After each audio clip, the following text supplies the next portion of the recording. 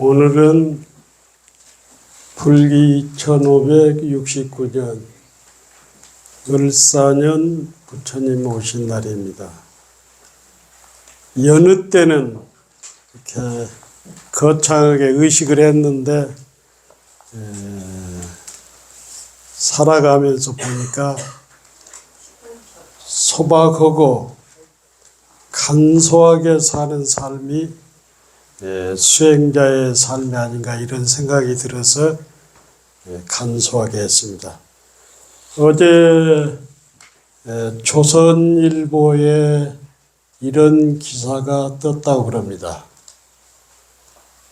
축서사 무여스님께서는 아침에 새벽에 딱 일어나서 하두가 들리지 않으면 그날 점심을 굶었다고 합니다.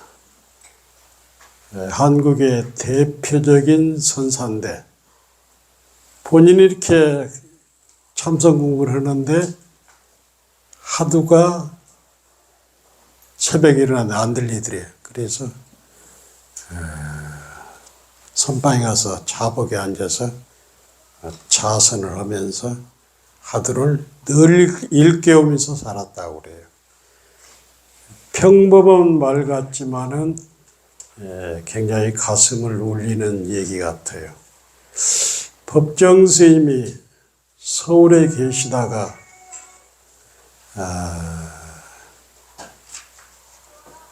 쉽게 말해서 쫓기다시피 해가지고 순천 송강사에 내려가서 불이람을 이렇게 딱 짓고 정진하는데 평소 존경하는 합천의 인사 자운스님께서 편지가 왔는데 한문으로 딱 8자가 왔더래요. 편지 봉투에 다 보니까 크게 써가지고 소병, 소래, 소욕, 지종, 적게 앓고, 적게 고뇌하고, 소욕, 적은 것에 만족하고, 지족을 하고, 소욕, 지족을 하고. 그러니까 우리들의 현대인들은 생각이 너무 많아. 그래서 84,000 번뇌를 하두 하나로 다 조율해서 그것을 애쓰다 보면은 동정일례가 되고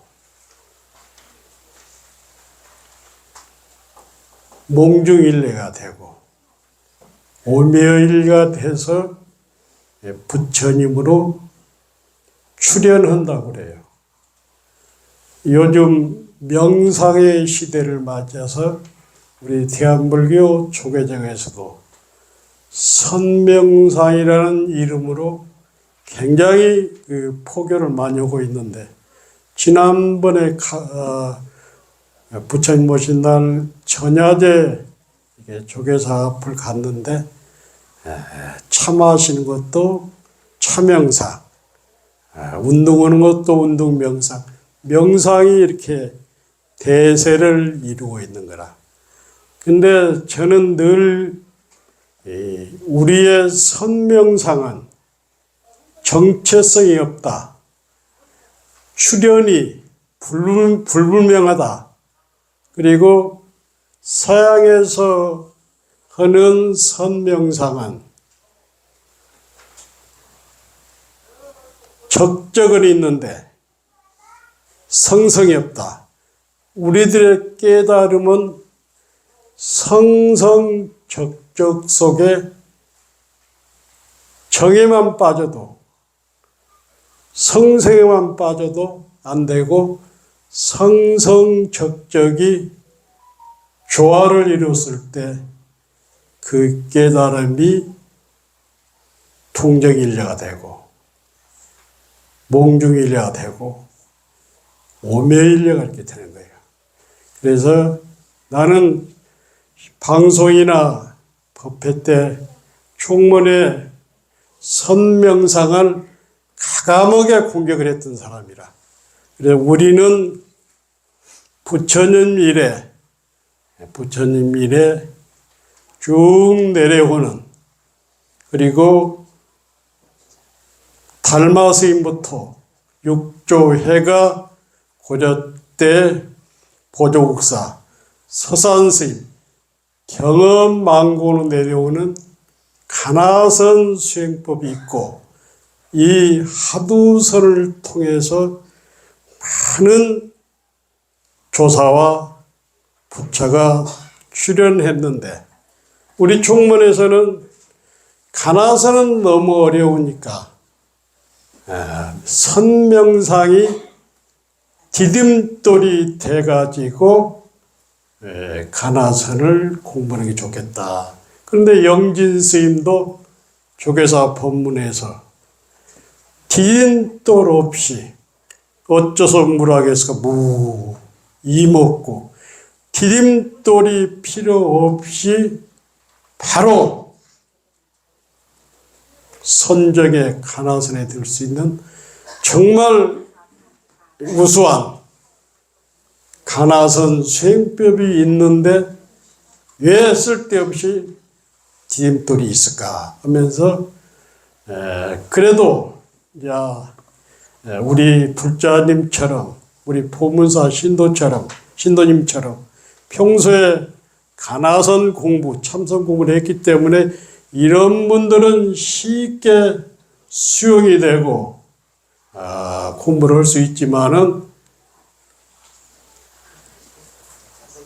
처음 공부하는 사람들은 그런 어떤 선명상이 이것은 저는 제가 생각할 때는 총문장 스님의 자비와 사랑이 아닌가 이렇게 생각됩니다. 사명 스님이 하루는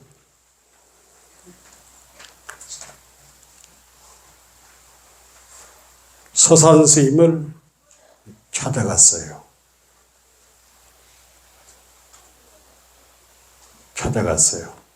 그래서 서산 스님이 어떻게 왔느냐 하니까 옛길 따라왔습니다. 그러니까 서산 스님이 하는 말씀이 옛길을 따르지 말고 너의 길을 가거라. 그러니까 우리가 연부를 통해서 하두 탑발을 통해서 깨달음을 얻었다면 부처와 달마나 임재를 따르지 말고 그 임재를 띄워놓고 달마를 띄워놓고 석가를 뛰어넘는 모방과 해길이 아닌 뛰어넘는 공부를 해야 한다. 하루는 일제 강점기 때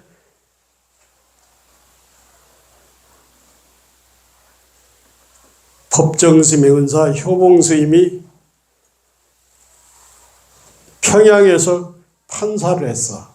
그런데 언도를 잘못해가지고 사형 선고를 내렸단 말이에요. 그래가지고 너무나 가슴이 아파서 이 양반이 3년 동안 엿장스러우면서 전국을 돌아다녔어. 강릉 어디에서 어떤 스님을 만났는데 금강산 신계사에 도인이 있다는 거야. 그래서 유점사를 거쳐서 옆판을 들고 신계사를 간 거야. 그때 석두 스님하고 대중들이 있은 거야. 그래, 어디서 왔느냐 이렇게 석두 스님이 물으니까 엿장사 효봉이 유점사에서 왔습니다. 몇 발로 왔느냐? 그러니까 옆판을 딱 들고 큰 방을 탁 돌면서 이렇게 왔습니다. 그러니까 삼동 설안풍 속에 꽃이 피고 나비가 날도다. 그러면서 10년 수자보다 낫다는 거예요. 법정스님이 1955년도 목포에서 안행열차를 타고 서울역에 내린 거예요. 그래가지고 서울역에서 가장 가까운 데가 종로 3가에 있는 대각사인 거예요. 대각사 가니까 원래 법정스님은 월정사 탄호스님한테 출가를 하겠는데 그 종로 3가 객실에서 월정사 스님을 만난 거라. 그래서 그 당시 월정사는 1955년도에는 뭐 샛길로 가다 보면 차로 한 10시간 가는 거예요. 그러면서 월정사는 지금 눈이 많이 왔으니까 월정사 갈 필요 없고 안국동에 효봉스님이 계신다는 거예요. 거기를 가보라고 그래. 그래서 이제 종로 3가 대각사에서 안국동에 선악원까지 간 거야. 가가지고 둘이 딱 만나니까 효봉스님이 그러더래요. 효봉스님이 생년월일을 대라고, 간지를 대라고 그랬다. 맞춰보고는 그 자리에서 효봉 도인이 딱 보니까 법정스님이 보통 사람이 아니라 그래서 그 자리에서 법정이라는 이름을 주고 머리를 깎았어. 그래가지고 승복을 딱 하나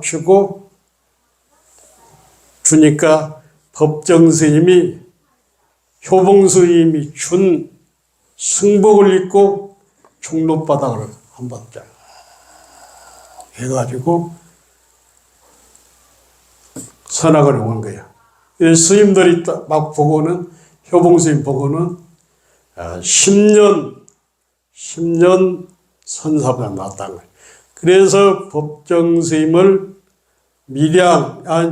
충무로 해가지고 충무 미래사에서 법정스님이 중이 돼가지고 쌍계사를 거쳐서 해인사를 거쳐서 봉은사를 거쳐서 불이람을 거쳐서 오대산에 가셨다가 길상사에 해양됐죠. 그래서 불교 공부는 누구를 만나느냐 이게 굉장히 중요합니다. 그래서 늘 부처님 전에 좋은 인연을 만나게 해달라고 기도 발언합니다. 내가 참으로 맑고 깨끗하면은 어떤 사람도 다 도인으로 보입니다. 내가 어둡고 무명해 있기 때문에 도인을 옆에 두고도 모르는 거예요. 그래서 우리는 무여스님이 하도가 안 들리니까 하루 종일 밥을 굶었다고 그랬잖아요. 우리도 늘 기도하고 공부하고 그러면 좋은 사람을 만나서 가나선 하도 공부를 배워서 불교가 아무리 어렵고 힘들다 해도 이렇게 공부하는 보살님들이 많지 않아. 우리 보문서 같은 데는 그냥 저게 지어진 게 아닙니다. 그냥 지어진 것이 아니고 제가 20년 동안 매일 500배 하고 또 하면서 가서 1000배 하고 방송하면서 그래서 코로나 때 우리는 1년 만에 선언을 지었잖아요. 서울 장안에 절이 1500개가 있는데 사부 대중이 사는 선방은 우리 보문사뿐입니다. 사부 대중이 뭐냐면 스님, 우바석, 우바니, 신남, 신녀가 사는 곳이 그리고 늘 제가 걱정하는 게 뭐냐면 짓기는 지을 수 있어요. 이걸 유지하기가 쉽지 않다는 얘기예요. 유지하기가. 그래서 보문사 선언은 여러분의 정성과 신심과 원력 그리고 이 불사를 할 때 스님들 140명이 십시일반 동참을 했습니다. 그래서 보문사 여러분이 시주가 되고 하주가 되고 광부 동참자가 돼서 요즘 스님들 저도 엊그제 국회의원한테 들었는데 서울 교구에 금년에 천주교 신부가 한 몇 분이 안 됐다고 그래요. 절집안만 스님이 안 되는 것이 아니라 신부님도 출가하는 사람이 없는 거예요. 출가하는 사람. 그래서 우리 보문사는 지금 현재는 스님들이 해인사나 송강사나 봉엄사보다도 훨씬 살고 싶어하는 곳입니다. 그것은 뭐냐? 여러분의 정성, 여러분의 보살심이 깃들이기 때문에 스님들이 이렇게 좋은 스님들이 이렇게 오셨잖아요. 살고 싶어 합니다.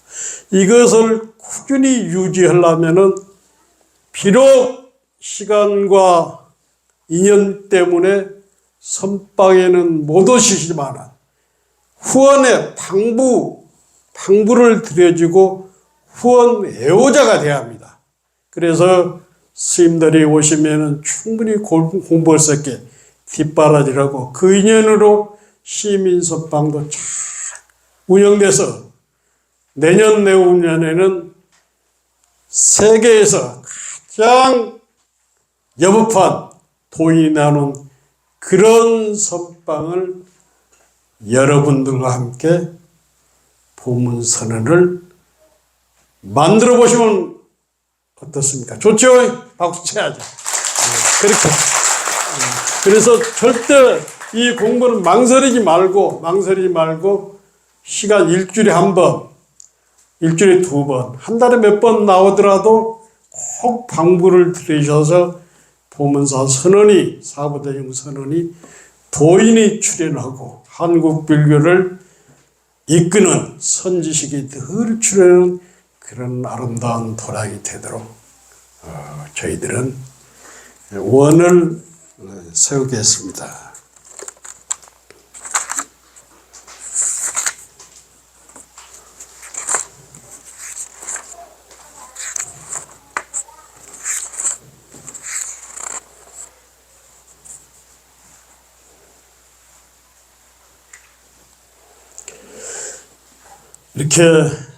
이렇게 초파일 행사를 소박하고 검소하게 뭐 찬조자가 없이 이렇게 하는 것도 괜찮을 것 같아요. 아무튼 부처님의 자비와 사랑이 이게 부처님께서는 중생을 구제하기 오신 것이 아니라 부처님께서는 여러분은 이미 완벽한 부처라는 것을 일러주기 위해 오셨습니다. 우리는 분명히 부처입니다. 부처이기 때문에 생각하는 것도 행동하는 것도 베푸는 것도 부처님의 생각으로 부처님의 마음으로 베풀고 우리나라는 정치인들을 국민들이 걱정하는 시대가 됐습니다. 다음에는 선거 잘하셔가지고 멋지고 여법한 대통령을 좀 뽑고, 국민들이 대통령을 걱정한단 말이에요. 정치인들을. 그런 나라가, 저도 얼마 전에 중국을 갔는데 한국 사람들은 우수하고 한국 사람들은 정말 머리도 좋고 똑똑한데 이정자 때문에 한국이 평가절하되고 있단 말이에요. 그래서 기도를 하고 참선을 하면 정치인을 잘 뽑을 수가 있단 말이에요. 그러니까 우리가 등불을 밝히는 것이 뭐냐면 번뇌를 보리로, 이게 부처님께 이렇게 공양을 올렸잖아. 그래가지고 불을 밝히는 것을 연등이라고 하고, 불을 밝히고 소원을 비는 것을 간등이라고 하고, 간욕은 뭐냐면 여기 간욕 이렇게 차려졌잖아요. 그래서 몸과 마음이 청정해서 이 국토가 부처님 세계가 되십시오. 우리 집안이 너와 나가 부처님 세계가 되십시오 하고 몸과 마음을 깨끗이 하는 것이 간불이고 간욕이단 말이에요. 그래서 오늘은 부처님 날. 항상 부처님은 늘 와 계십니다. 그리고 여러분이 부처입니다. 다시 한번 우리가 스스로 내가 부처님이라는 것을 확실히 깨달아서 이 순간부터는 부처님처럼 살도록 발언합니다. 제가 아침에 이 발언문을 적어 갖고 왔는데 마지막으로 저를 한번 따라서 하십시오. 부처님, 천만 개의 태양보다 더 뜨거운 가슴으로 이 심장 속에 계시는 불생불멸의 부처님, 자비와 사랑으로 이 미망의 무명을 걷어주소서. 하나이면서 둘이요, 둘이면서 하나로 다가오는 무명 번뇌를 보리로 걷어주소서. 감사합니다.